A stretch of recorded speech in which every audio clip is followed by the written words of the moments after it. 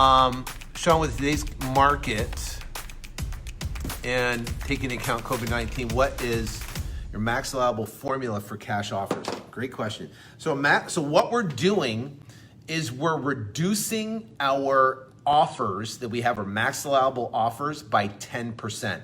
So this right here is, you're talking, 200 and, our offer price right here is $230,000 is what we can essentially sell it for. So we're gonna discount that by $23,000 to take into effect of COVID.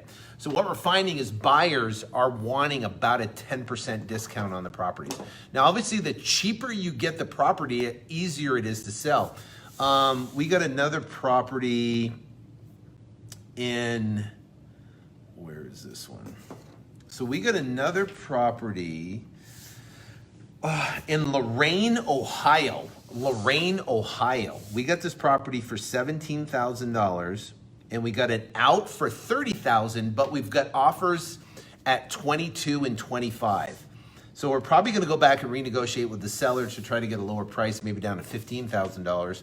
But that's obviously, that's a, when you have such a cheap house, it's hard to get massive spreads on them like that. So. What percentage of ARV do you buy at right now? As cheap as possible. We're trying to get properties at like 40% of Zillow pricing.